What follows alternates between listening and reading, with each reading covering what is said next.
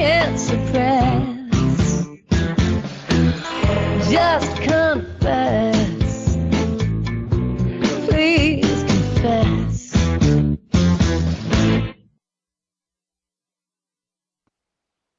Hi everyone, welcome to my show, Love Samantha Daniels Style. For the next 30 minutes, we're going to be talking about dating, sex, romance, and relationships.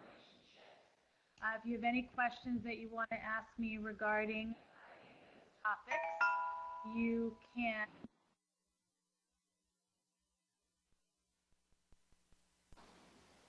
can raise your hand and I will call on you and you can ask me anything that you want.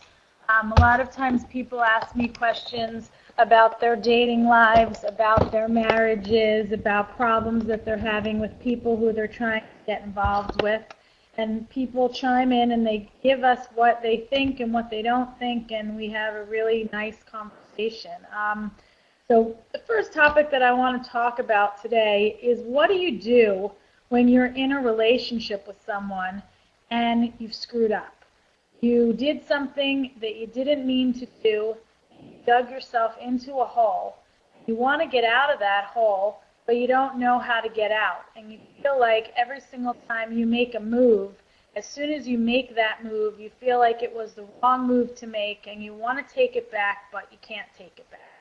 I think we've all been in that situation before, when we're dating or when we're married or when we're in a relationship and something happens. So you get into a fight or you get into a disagreement, something, and then all of a sudden you want to get out of it, so you sit thinking, well, do I go this direction or do I go that direction?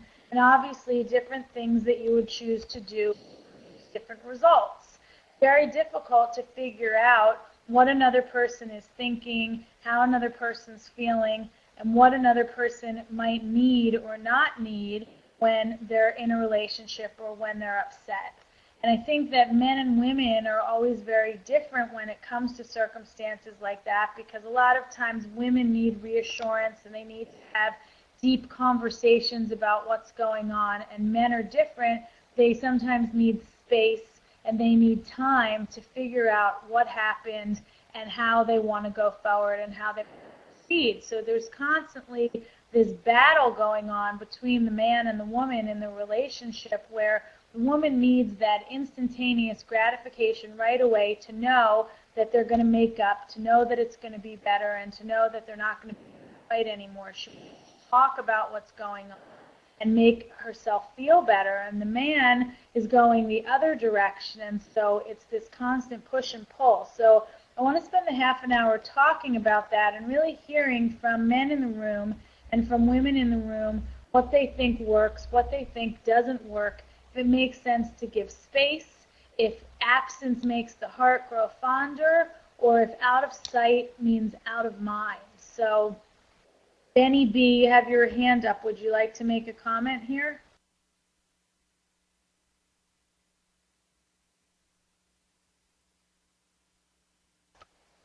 Benny B, would you like to speak? You have your hand up. Well, in the meantime, I'm going to call on Pittsburgh Steelers 2K7. Would you like to add something? Yeah, hello first off, and I'd like to say that I've been married 7 years, and it just seems like we found the easiest way to avoid a large argument is don't beat around the bush, get to what's bothering you. Get it out in the open and get it resolved. That way, it doesn't last longer than it should, and it doesn't blow up into something that could be even worse off, that you may regret in the long run.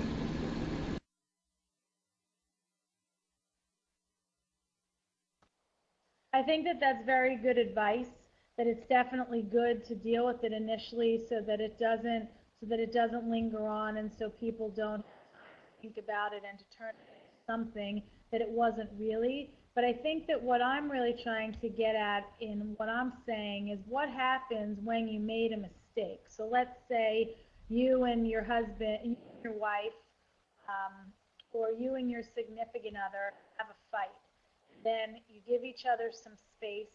And then the next day, immediately, the woman calls the man and tries to get right back into it and make it be better. But really, maybe he needs space to process. She already made that phone call, or she already made that contact, and it wasn't really the right way to go. Because if she had to do it over again, she might have given him a couple more days to diffuse it a little bit and to make it so that his anger is over and her anger is over and maybe not as serious. So now she's sitting in the circumstance that she made the call and she doesn't know what her next move is. I mean, specifically, what I'm talking about is I have a client. She's been dating a guy for a while.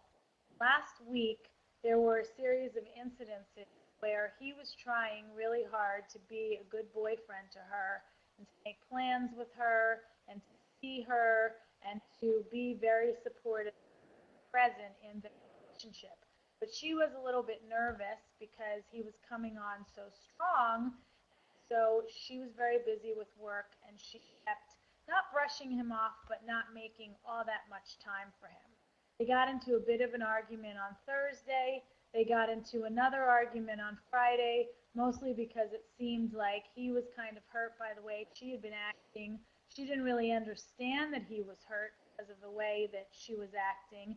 And so they fought, and instead of her being apologetic because she didn't even realize that she had done something wrong, she was combative with him because he was attacking her. She attacked him back.